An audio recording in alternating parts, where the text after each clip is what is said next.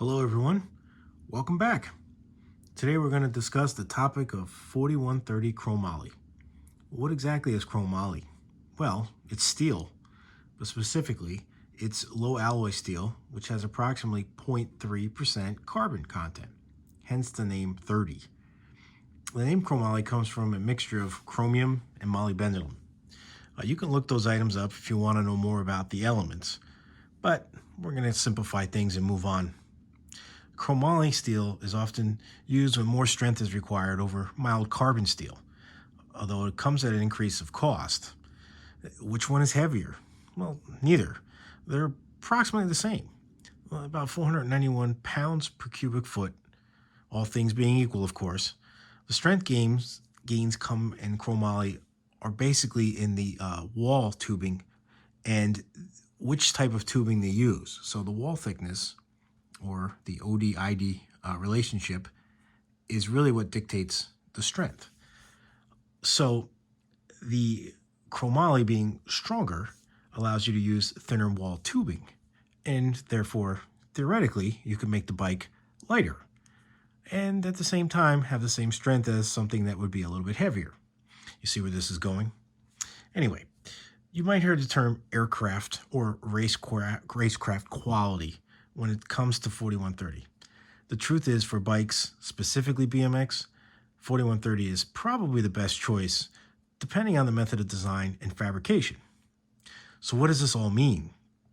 Well, back in the day, when I was riding, we sought out frame sets that consisted of 4130 chromoly, and manufacturers were proud to advertise this.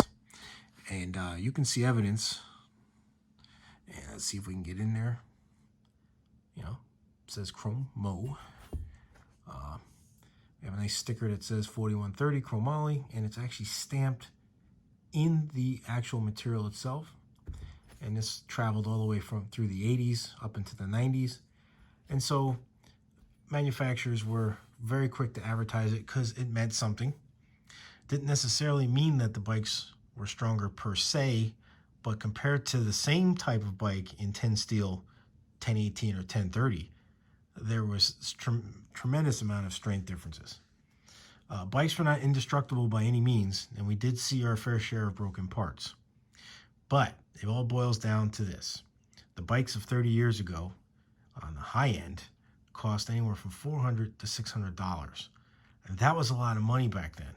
Probably about $1,000 today. If you're going to get an entry-level bike for $400 today, you're actually going to get entry-level parts. And that's where the problem is. Here's a bike brand that I don't want to mention, but you can probably make it out from the pictures. This young man was riding this bike and broke his handlebars. Not too aggressive on the tricks. 180s, bar spins, platform jumps, maybe no higher than 4 feet. But on the same type of entry-level bike for the $300 to $400 range, this is pretty ridiculous to see this kind of carnage. You're talking about broken pedals, warped and bent wheels, shattered chain links, even cracked and bent frames. To me, this is unacceptable and dangerous. These handlebars are listed as 10 steel on the website, but if you take a look at the method of fabrication that I'm about to show you in these pictures, this is extruded, not extruded tube. It's basically rolled and welded, and you can see it, there's a seam.